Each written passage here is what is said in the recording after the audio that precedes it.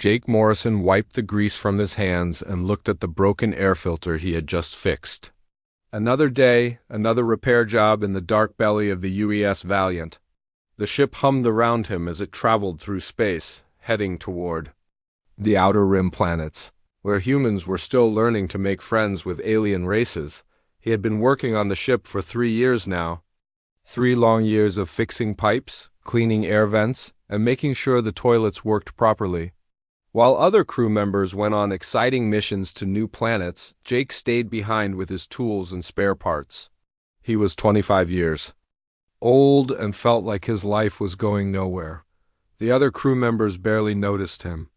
They had fancy titles like security officer or navigation specialist. Jake was just maintenance technician Morrison, the guy who showed up when something broke. He ate his meals alone in the corner of the cafeteria, watching the popular officers laugh and tell stories about their adventures. Sometimes Jake dreamed about being a hero. He imagined himself saving the day while everyone cheered. But reality was different. Reality was crawling through tight spaces to fix broken wires.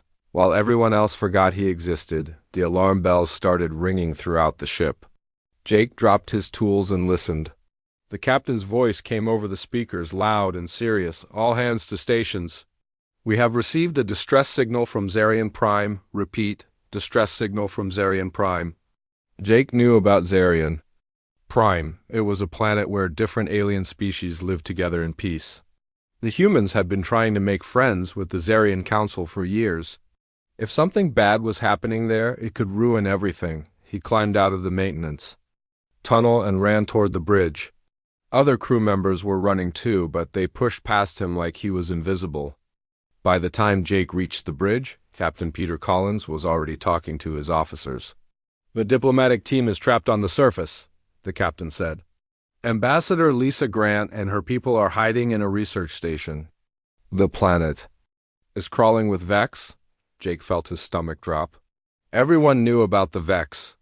They were giant, bug-like creatures that ate everything in their path. They had sharp claws, hard shells, and no mercy for anything that moved.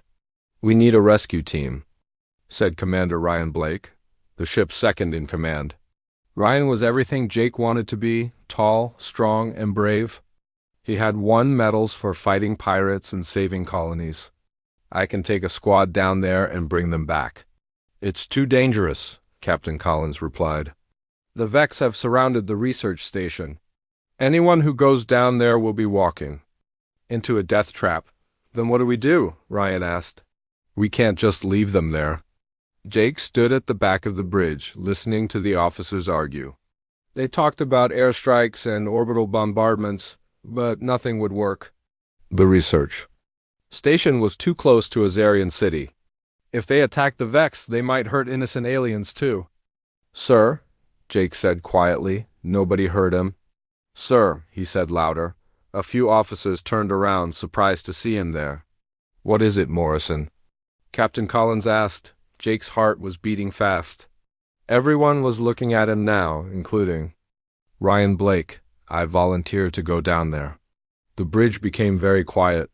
Then someone laughed. It was Lieutenant Kevin Murphy, one of Ryan's friends. You? Kevin said, Morrison, you fix air conditioners. This is a military operation. I know the research station's layout, Jake said. His voice was shaking, but he kept talking. I helped design the emergency systems last year. I know every tunnel, every exit, every backup power source. Captain Collins studied Jake carefully. Even if you know the building, you're not a soldier. You've never been in combat. I've been studying the Vex, Jake said. I know their weakness. They hunt by sound and smell, but they can't see very well. The research station has a geothermal power system. If someone could get to the main controls, they could use the steam vents to confuse the Vex. Ryan Blake crossed his arms. That's crazy. You'd have to get past hundreds of those things. Not if I'm smart about it, Jake said.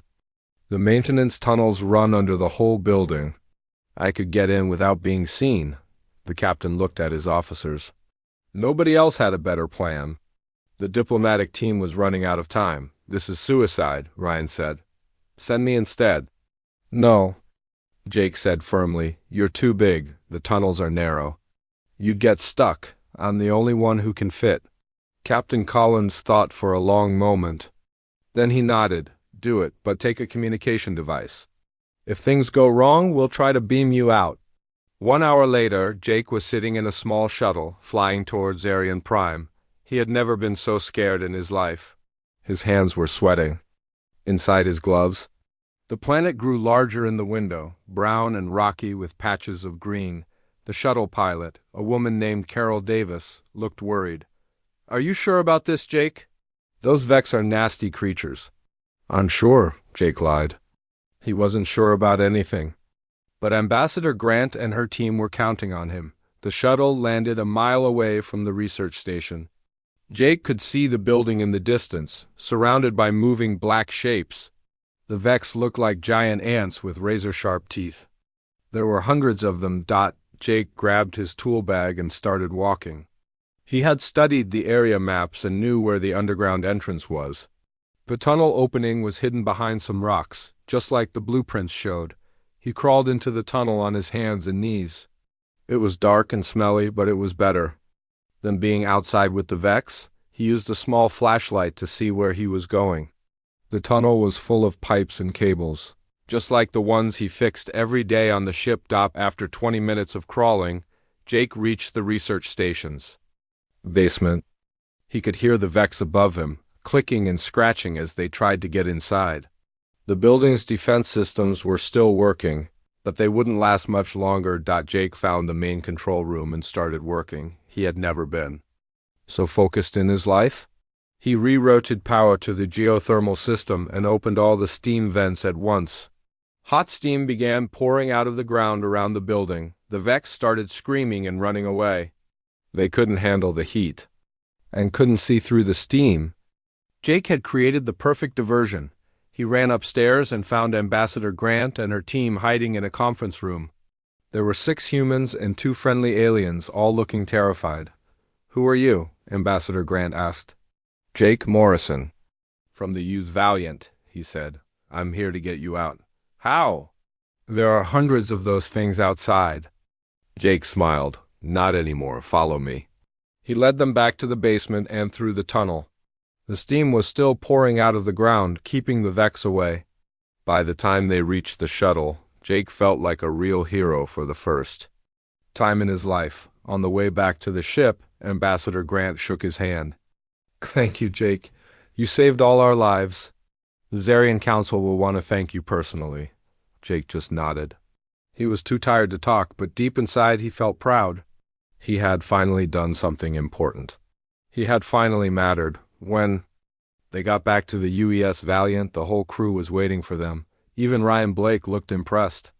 Captain Collins promoted Jake to senior maintenance technician and gave him a medal. But the best part came 3 days later, when the Zarian Council sent a message to the ship. They wanted to give Jake a special reward for his bravery. They said he could have anything he wanted. Jake thought about it for a long time. He was still lonely, even after becoming a hero. What he really wanted was a friend.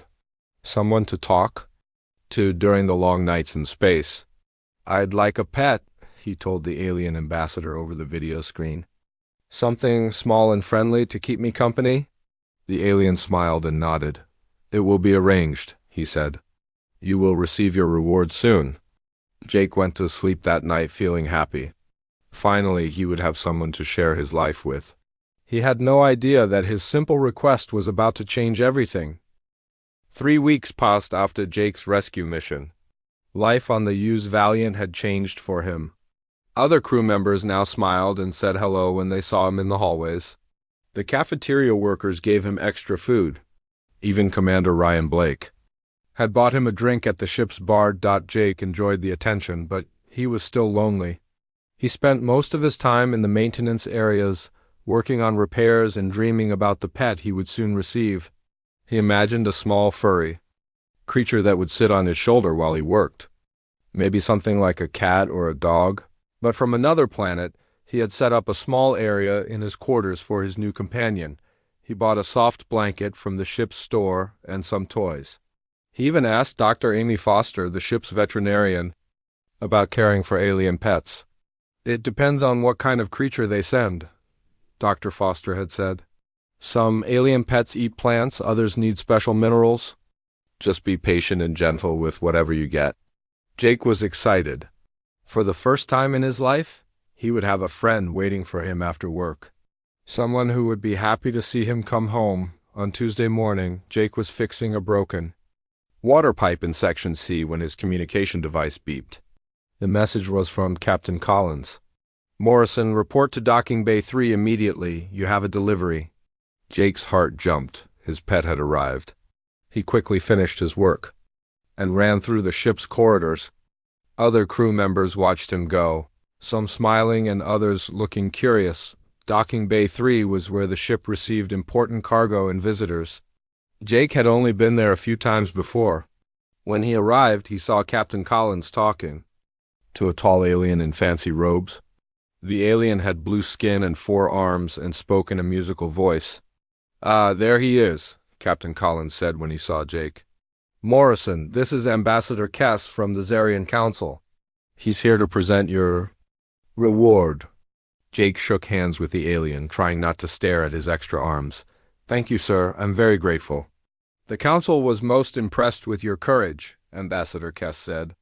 "Your actions saved not only human lives but also prevented a war between our species and the Vex. We are pleased to honor you with this gift."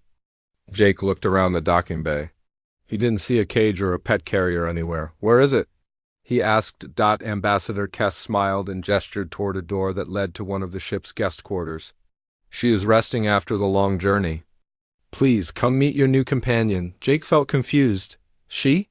He had expected a pet, not a person. But he followed the ambassador through the door. The guest quarters were nicer than Jake's room.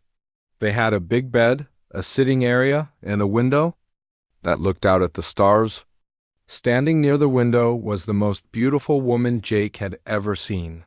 She was tall and graceful, with skin that was a soft blue-silver color. Her hair was long and white, and it seemed to glow in the light. Strange markings covered her arms and face, swirling patterns that sparkled like starlight. Her eyes were large and bright.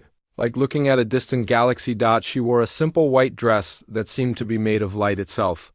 When she moved, the dress shimmered and changed colors. She looked like something from a dream. "This is Zara," Ambassador Kess said. "She's a Celestin, one of the most noble races in our galaxy. She has volunteered to be your companion." Jake stood frozen in the doorway. His mouth was open, but no words came out. This was not what he had expected at all. Zara stepped forward and bowed gracefully.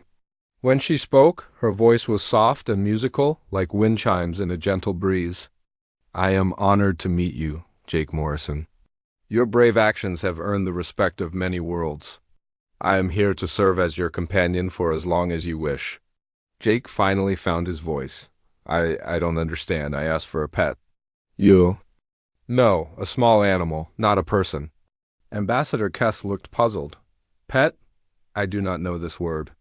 Our translators interpreted your request as a desire for a companion. In our culture, when a great hero asks for companionship, we provide our finest. But she's not an animal," Jake said, feeling his face turn red. "She's a person, a beautiful, intelligent person. I don't want to own anyone." Zara stepped closer. "You do not own me, Jake Morrison. I chose to come here. My people have served as companions to great heroes for thousands of years. It is an honor, not slavery." Captain Collins put his hand on Jake's shoulder. "Morrison, this is a very generous gift from the Zarian Council. Refusing it would be considered a grave insult." "But I don't understand," Jake said. "What does being a companion mean?" Ambassador Kess explained. "Zara will live with you, help you with your daily tasks, and provide friendship and counsel. She is highly educated and skilled in many areas. She can assist with technical problems, provide cultural knowledge, and offer emotional support." Jake looked at Zara, who was watching him with those amazing eyes. She didn't look unhappy or forced. She seemed calm and confident. "Why would you want to do this?" Jake asked her. "You could probably have any life you wanted," Zara smiled, and Jake's heart skipped a beat. My people believe in honor and service. When someone risks their life to save others, they deserve to be rewarded. I studied your actions on Zarian Prime. You showed great courage and cleverness. I'm curious to learn more about humans like you. I'm not that interesting, Jake said. I just fix things on the ship. I'm not a hero. You are to us, Zara said. And I would like to discover what makes you so brave. Ambassador Kess cleared his throat. The arrangements have been made. Zara's belongings are already in your quarters. She has been assigned to live with you for as long as you both agree to the arrangement. Jake felt panic rising in his chest. He had a tiny room with one bed and barely enough space for himself. How could he share it with someone else, especially someone so beautiful and elegant? Sir, Jake said to Captain Collins, I don't think this is a good idea. My quarters are too small. And what will people think? The crew has been informed. Captain Collins said, You're being moved to larger quarters in Section B. As for what people think, you're a hero, Morrison.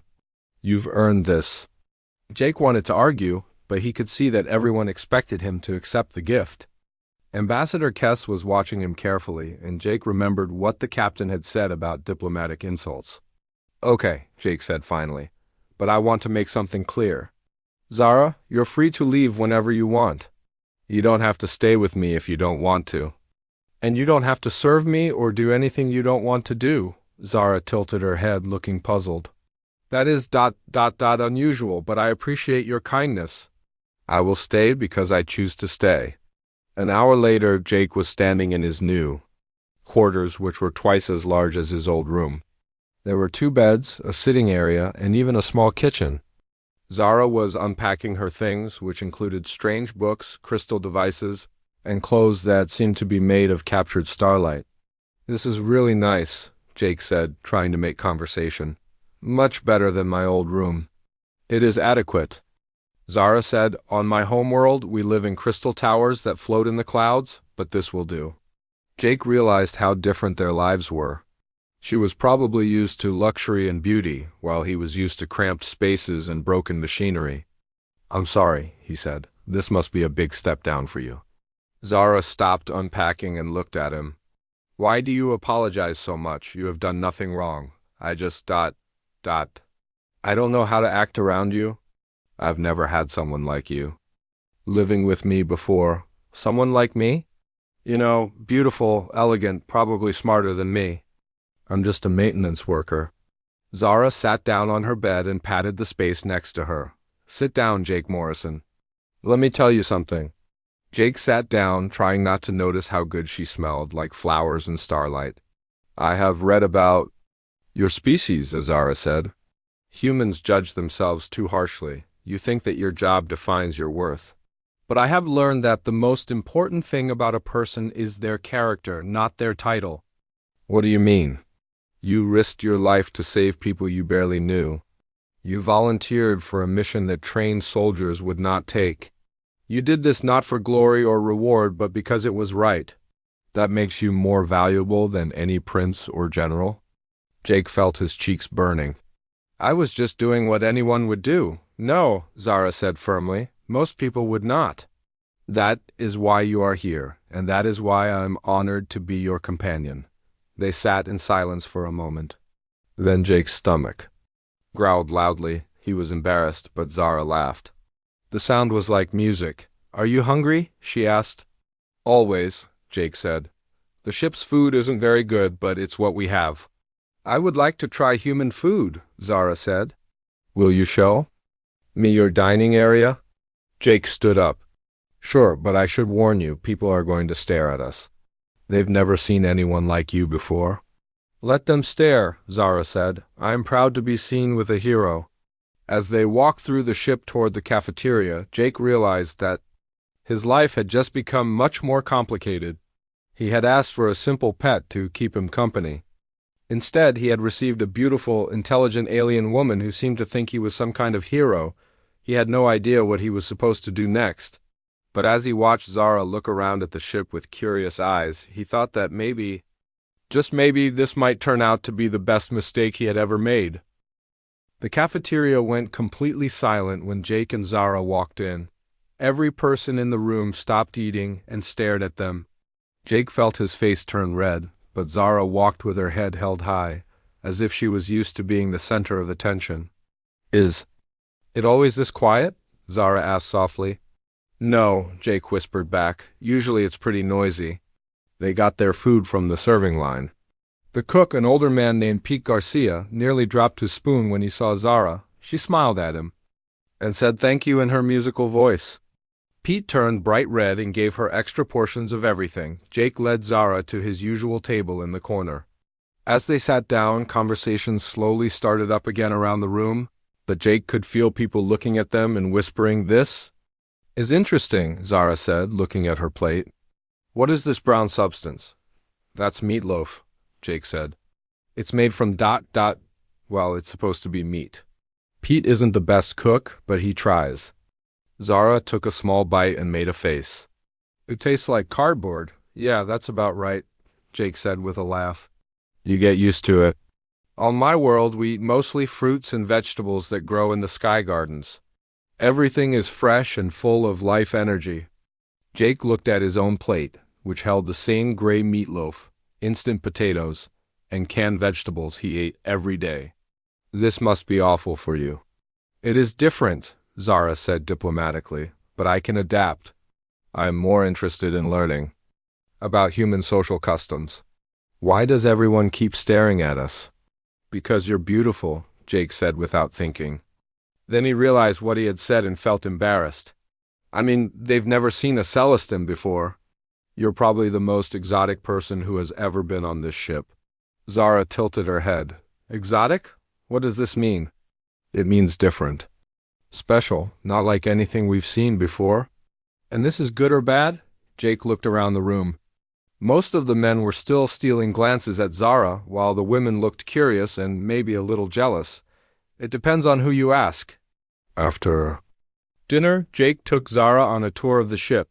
She was fascinated by everything, asking questions about how the engines worked, what the different departments did, and why humans built their ships the way they did.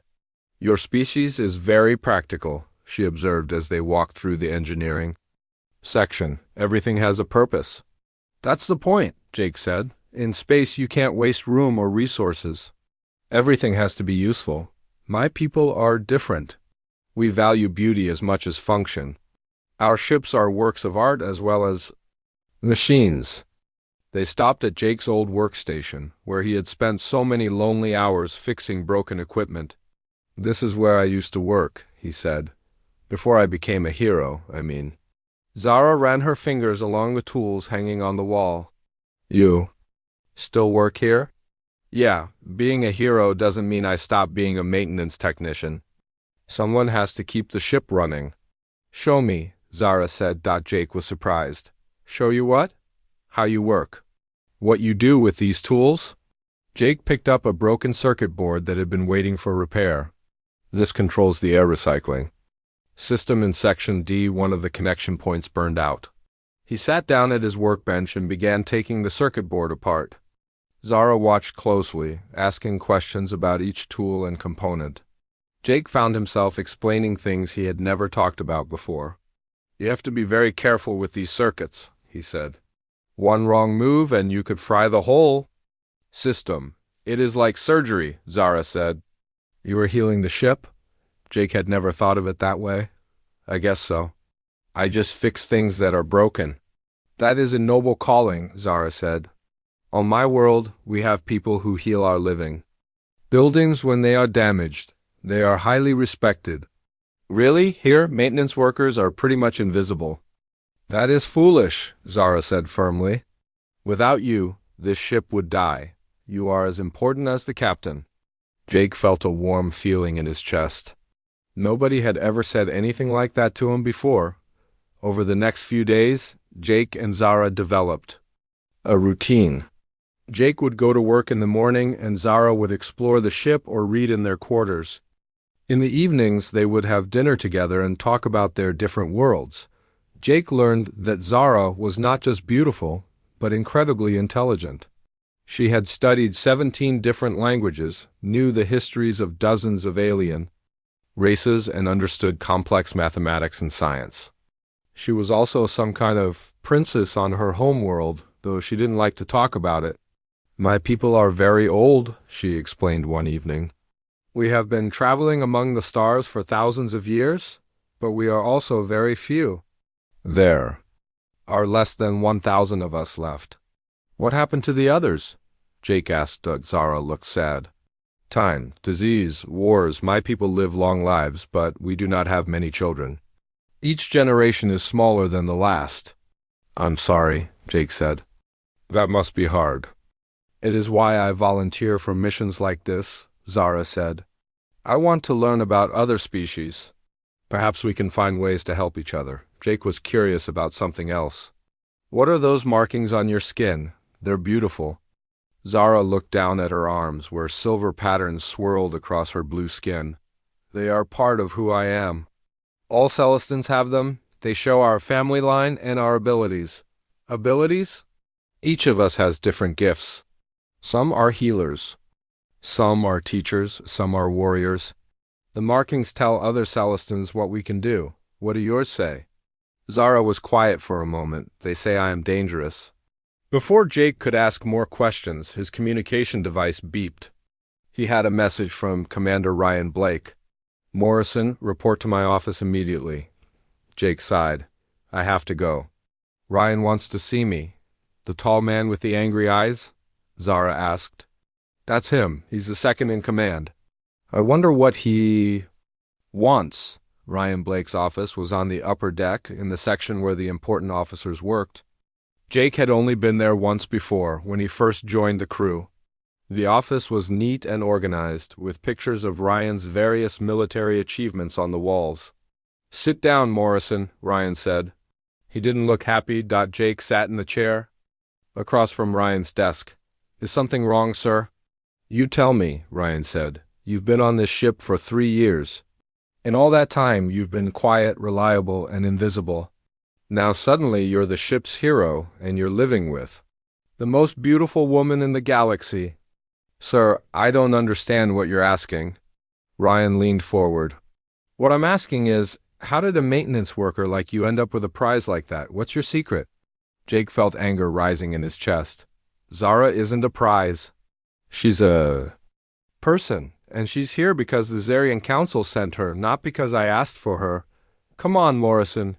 You must have done something to arrange this. Nobody gets that lucky by accident."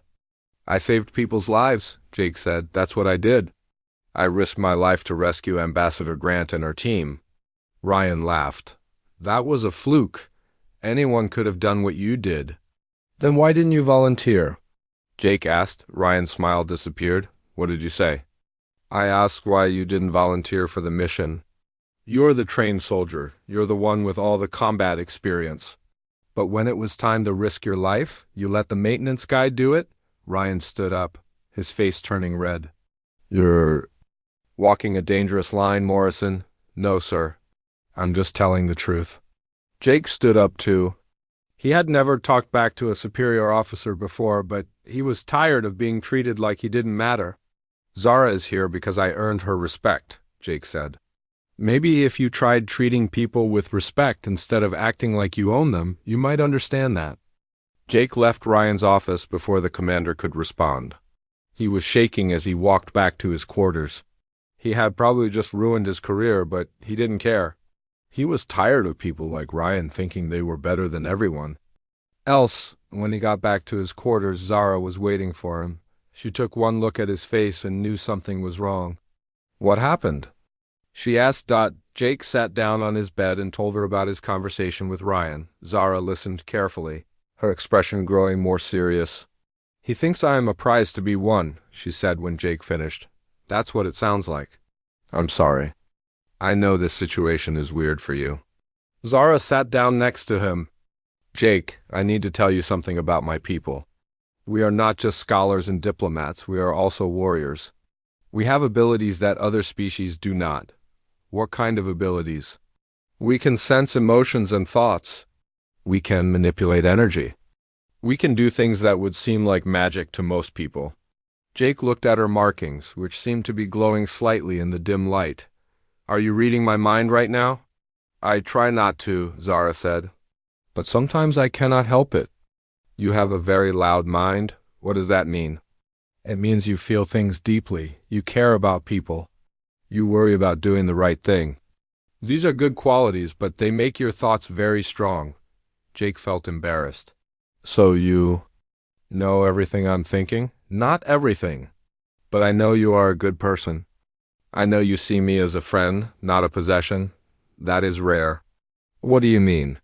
Most people look at me and see only my appearance. They want to own me or use me. But you see me as a person with thoughts and feelings. You treat me as an equal. Jake looked into her starlight eyes. That's because you are my equal. Probably better than me, actually. That is not true. We are different, but we are both valuable. Jake was sleeping peacefully when the alarm bells started ringing. The red emergency lights flashed on and off, turning his quarters into a nightmare of shadows and blood-colored light. His communication device was beeping loudly with urgent messages. All hands to battle stations. This is not a drill. Repeat, all hands to battle stations. Jake jumped out of bed and looked around for Zara. She was already awake, standing by the window and looking out at space. Her markings were glowing. Brighter than Jake had ever seen them before? What's happening? Jake asked as he pulled on his clothes. Vex, Zara said quietly. Many of them. More than I have ever sensed before. Jake looked out the window and felt his blood turn cold. The space around the U's Valiant was filled with dark shapes. Hundreds of Vex ships surrounded them like a swarm of angry insects. Each ship was black and spiky, designed to look like the creatures that flew them. How did they find us? Jake asked. They followed our trail from Zerium Prime, Zara said. They want revenge for what you did to their nest. Jake's communication device beeped again. This time it was Captain Collins calling all senior staff to the bridge. Jake wasn't senior staff, but he had been included in important meetings ever. Since his rescue mission? I have to go to the bridge, Jake said. Will you be okay here? Zara turned away from the window. Her eyes were glowing with the same light as her markings. I will be fine, but Jake, you should know something. This battle will not be like others. The Vex have brought their war queens with them. What are war queens? The largest and most dangerous of their kind. They can control thousands of smaller Vex with their minds. They are very hard to kill. Jake felt fear growing in his stomach. How do you know so much about them? My people have fought the Vex before, Zara said. It did not end well for us. Jake wanted to ask more questions, but his communication device was beeping again. He kissed Zara on the forehead without thinking, then realized what he had done and turned red. Be careful, Zara said softly. Jake ran through the ship's corridors toward the bridge. Other crew members were running too, all heading to their battle. Stations. Jake had never been in a real space battle before. His hands were shaking as he thought about the hundreds of enemy ships outside. The bridge was chaos when Jake arrived. Officers were shouting orders and running back and forth between control stations. The main screen showed the Vex fleet surrounding them like a dark cloud. Morrison, good, you're here, Captain Collins said. We need your engineering expertise. The Vex have some kind of new shield technology. Our weapons aren't working. Jake looked at the tactical display. The U's Valiant's laser cannons were firing at the Vex ships, but the beams were bouncing off like they were hitting mirrors. It's some kind of adaptive shielding, said Lieutenant Carol Davis, the ship's science officer. Every time we hit them with a weapon, their shields learn to defend against it. How is that possible? Jake asked. We don't know. We've never seen anything like it. Commander Ryan Blake was standing at the weapons station, his face red with anger. We're sitting ducks out here. We need to run. We can't, Captain Collins said. They're jamming our jump drive. We're trapped. Jake studied the tactical display, trying to think like an engineer instead of a scared crew member. There had to be a weakness in the Vex shields. Everything had a weakness. Captain, Jake said, what if we don't try to fight the shields? What if we try to overload them? What do you mean? If their shields adapt to our weapons, maybe we can give them too much to adapt to. Hit them with every different type of energy we have all at once. Ryan Blake laughed bitterly. That's crazy. We'd drain our power reserves in minutes. Better than sitting here waiting to die, Jake said. Captain Collins thought for a moment. Do it. All weapons, all frequencies, everything we've got. The UES. Valiant opened fire with every weapon system it had. Lasers, plasma cannons, particle beams, and missile systems all fired at the same Vex ship. For a moment, the enemy shields flickered and sparked, then they adapted again, becoming stronger than before. It's not working, Carol said. They're learning too fast. The Vex fleet began moving closer. Their own weapons started firing dark energy beams that cut through space like black lightning. The used Valiant shook as the enemy fire hit their shields. Shields down to 60%, someone reported. 50%, 40%. Jake watched the battle with growing despair. They were losing badly. The Vex had too many ships and better technology. In a few minutes, the UES Valiant would be destroyed. Then something impossible happened. One of the Vex ships exploded. Not from anything the used Valiant had fired, but from a beam of pure white light that came from somewhere inside their own ship. What was that? Captain Collins shouted. Another Vex ship exploded, then another. The white light beams were coming from the direction of Jake's quarters. Sir, Carol said, her voice shaking, the energy readings are off the charts. Someone on our ship is generating power levels that should be impossible. Jake knew immediately what was happening. Zara? He whispered. He ran off the bridge without asking permission. Behind him, he could hear more explosions as Zara continued, destroying Vex ships. The corridors were shaking from the battle, and emergency lights were flashing everywhere. When Jake reached his quarters, the door was open. Inside, Zara was floating 3 feet off the ground, surrounded by a sphere of brilliant white light. Her markings were blazing like stars, and energy was pouring out of her hands toward the window. Zara! Jake shouted. She turned to look at him, but her eyes were completely white now, glowing with the same energy that surrounded her. When she spoke, her voice echoed with power. Stay back, Jake. I cannot control this completely. What are you doing? What? I was born to do, Zara said. I am a weapon, Jake. My people are living weapons designed to fight creatures like the Vex. Through the window, Jake could see more Vex ships exploding as Zara's energy beams found their targets. But he could also see that the effort was hurting her. Her skin was getting paler, and the light around her was flickering. You're killing yourself, Jake said. It is what my people do, Zara replied. We give our lives to protect others. It is why there are so few of us left. Jake felt anger rising in his chest. That's stupid. There has to be another way. There is no other way. The Vex cannot be reasoned with. They must be destroyed. More Vex ships exploded, but there were still hundreds left. Jake could see that Zara was getting weaker with each blast. If she kept this up, she would die. Stop, Jake said. Please, just stop for a minute. I cannot. If I stop, they will destroy your ship. Jake looked around the room, his engineers, mind working frantically. There had to be a solution that didn't require Zara to sacrifice herself. He thought about the ship's power systems, about the way Zara's energy worked, about everything he knew about engineering. Then he had an idea. Zara, what if you didn't have to generate all that power yourself? What if you could use the ship's engines to amplify your abilities? Zara's glowing eyes focused on him. What do you mean? The ship's fusion reactors generate enormous amounts of energy. If we could connect them to your abilities somehow, you wouldn't have to drain your own life force. That is impossible. How? Would you connect organic abilities to mechanical systems? Jake smiled, the same smile he had worn when he figured out how to stop the Vex on Zarian Prime. With engineering, trust me. He ran to his toolkit and pulled out cables, connectors, and portable power units.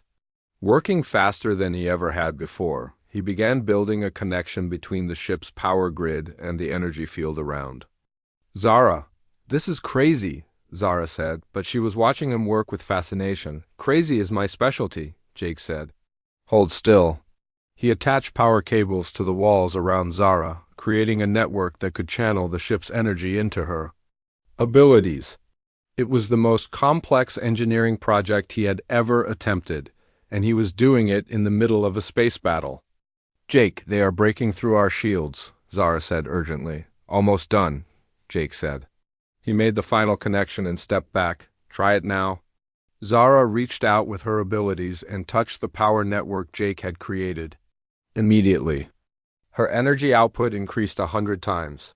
Instead of single beams destroying one ship at a time, massive waves of power swept through the Vex fleet. Ships exploded by the dozens. The dark energy that had been overwhelming the UES Valiant's shields was swept away like smoke in a hurricane. In less than a minute, half the Vex fleet was destroyed, but the remaining ships were retreating, pulling back to a safe distance. "They are learning," Zara said. "They will adapt to this attack too." "And then we need to change tactics," Jake said. "Can you create a feedback loop? Make their own shields work against them?" Zara nodded and reached out with her enhanced abilities. Instead of attacking the Vex ships directly, she began manipulating their adaptive shields, forcing them to absorb more and more energy until they overloaded. The remaining Vex ships began exploding from the inside as their own defense systems turned against them. Within minutes, the entire fleet was destroyed. Zara collapsed to the floor as soon as the last Vex ship exploded. Jake caught her and held her in his arms. Her skin was back to its normal blue-silver color, but she looked exhausted. "Are you okay?" Jake asked. 3 days after the battle with the Vex fleet, Jake was sitting in the ship's medical bay watching Dr. Amy Foster check Zara's vital signs. The doctor had been fascinated by Zara's biology ever since the battle, running test after test to understand how her people could generate such enormous amounts of energy. "Her cellular structure is unlike anything I've ever seen," Dr. Foster said to Jake. "Each cell contains what looks like a miniature star. It's incredible." Zara was lying on the medical bed, still weak from the battle. She had been sleeping for most of the past 3 days, her body recovering from the strain of channeling so much power. "Is she going to be okay?" Jake asked. "Physically, yes. But Jake, I need to tell you something. The energy output she generated during the battle should have killed her. The fact that she survived suggests that your engineering solution didn't just amplify her abilities, it fundamentally changed how they work." Jake felt relief wash over him. "So she's not in danger anymore? Not from using her abilities, no? But there's something else." Dr. Foster pulled up a holographic display showing Zara's brain scans. "She's been having intense emotional reactions ever since the battle. Her brain patterns show signs of what we might call love in humans." Jake felt his face turn red. "Love? Her? People don't normally form emotional attachments like humans do. They're taught to serve and sacrifice without personal feelings getting in the way. But Zara is different. She's developing human-like emotions. Is that bad? For her mission? Maybe. For her as a person, it might be the best thing that could happen to her." Jake was still thinking about Dr. Foster's words when Zara finally woke up. Her eyes fluttered open and she looked around the medical bay until she saw Jake sitting beside her bed. "How long have I been sleeping?" she asked. 3 days. You scared me." Zara sat up slowly. "I am sorry. My body needed time to adapt to what we did during the battle. Dr. Foster says you're going to be fine. Better than fine, actually." "Yes. I can feel the difference. Your engineering solution has changed something fundamental about my abilities. I no longer have to sacrifice my life force to use them." Jake smiled. "Good, I was worried I might have broken you." "You did not break me, Jake Morrison. You fixed me. Just like you fix everything else on this ship." Before Jake could respond, Captain Collins entered the medical bay. He looked serious, and Jake immediately knew something was wrong. "Morrison, I need to speak with you and Zara privately," the captain said. Dr. Foster left the room, and Captain Collins sat down across from Jake and Zara. He held a data pad in his hands and looked uncomfortable. "I've received a message from the Zarian Council," he said. "They want to speak with both of you." "About what?" Jake asked. "About what happened during the battle." Word has spread throughout the galaxy about a human who found a way to amplify Celestin abilities without the usual cost. They're very interested in this development. Zara looked worried. What do they want to know? Everything. How you did it, whether it can be replicated, whether other Celestins could benefit from similar modifications. Jake felt a cold sensation in his stomach. They want to turn it into a weapon. That's what I'm afraid of, Captain Collins said. The Council represents dozens of species, and many of them are at war with various enemies. If they could create superpowered Celestin warriors who don't die from using their abilities, they would turn my people into an army, Zara finished quietly. I won't let that happen, Jake said firmly. What I did was to save Zara's life, not to create better weapons, Captain Collins nodded. I hoped you would say that. But I have to warn you, the Council has significant political power. They could make things very difficult for both of you if you refuse to cooperate. What are our options? Zara asked. You could go back to the Zarian Council and share the technology freely, hoping they use it responsibly. You could refuse and face the political consequences or ... what? Jake asked. You could disappear. There are colonies on the Outer Rim where two people could start a new life without questions being asked. Jake looked at Zara. What do you want to do? I want to talk to my people first, she said. Before anyone else makes decisions about our future, I need to know what the other Celestins think. That evening, Zara used the ship's long-range communication system to contact her homeworld. Jake waited in their quarters while she spoke with the Celestin Council in her musical native language. The conversation lasted for over an hour. When Zara returned, she looked sad and determined at the same time. What did they say? Jake asked. They are dying, Zara said simply. Not just slowly, like I told you before. They are dying quickly. There are less than 300 of us left, and most are too old to have children. Jake felt his heart break for her. I'm so sorry. But there is hope now. What you did during the battle proves that Celestin abilities can be enhanced and sustained through technology. My people want to learn from you. That's good, right? Yes and no. They want me to bring you to our homeworld so you can teach them your methods. But they also want to know if humans could learn to use similar abilities. Jake was confused. Humans don't have powers like yours. No, but we do not know what humans might be capable of with the right training and technology. My people are scientists as well as warriors. They believe that combining human engineering with Celestin abilities could create something entirely new. What do you think? Zara sat down next to Jake on their shared couch. I think my people have been alone for too long. They have forgotten that cooperation is better than sacrifice. What do you mean? For thousands of years, we have fought and died to protect other species. We never asked for help in return. We never tried to build partnerships. We just gave our lives and expected nothing back. That sounds noble but stupid, Zara laughed. Yes, it is stupid. But you have shown me a different way. Instead of sacrificing myself to destroy our enemies, you help me find a way to fight without dying. Instead of treating me like a weapon, you treat me like a partner. Jake felt that familiar warm feeling in his chest. Because that's what you are, my partner? Is that all I am to you? Jake looked into her starlight eyes and realized that his feelings for Zara had grown far beyond friendship. She was beautiful, intelligent, kind, and brave. She made him feel like he mattered, like he was capable of great things. No, he said quietly.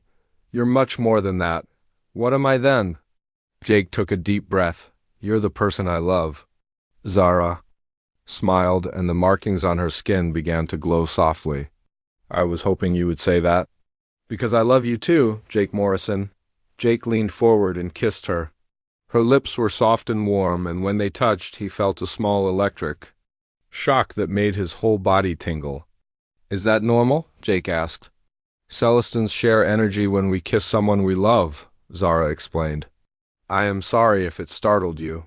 Don't be sorry. That was amazing. They held each other for a long time, watching the stars through their window. Finally, Jake spoke. So what do we do now? The Zarian Council wants answers, your people want help, and I just want to be with you. I have an idea, Zara said, but you might think it is crazy. I like crazy ideas. They're usually the best ones. What if we resigned from our duties here and went to my homeworld together? Not to create weapons or serve the Council, but to help my people find a new way to survive. How? By building a partnership between humans and Celestins, sharing technology and knowledge. Creating a society where both species can thrive without sacrifice. Jake thought about it. It would mean giving up his career in the human fleet, leaving behind everything he had known and starting a new life on an alien world. It would also mean spending his life with the woman he loved, working on the most important engineering project in the galaxy. When do we leave? Jake asked. Are you serious? Completely. My whole life, I've felt like I didn't belong anywhere. But with you, I feel like I'm home. Zara kissed him again, and this time the energy that passed between them felt like pure joy. The next morning, Jake submitted his resignation to Captain Collins. The captain wasn't surprised. I figured this was coming, he said. You found something more important than fixing air filters. Yes, sir, I've found someone worth building a future with. Good for you, Morrison. The galaxy could use more people who choose love over duty. 2 weeks later, Jake and Zara stood in the docking bay of the UZ Valiant, preparing to board a small Celestin ship that would take them to Zara's homeworld. Jake carried a bag containing his tools and a few personal items. Everything else he was leaving behind. The crew had gathered to see them off. Even Commander Ryan Blake was there, looking uncomfortable but respectful. Take care of yourself, Morrison, Ryan said, and take care of her too. I will, Jake promised. Captain Collins shook Jake's hand. You've taught us all something important. Sometimes the best way to serve is to follow your heart. Jake and Zara boarded the Celestin ship, which was as beautiful as Zara had described.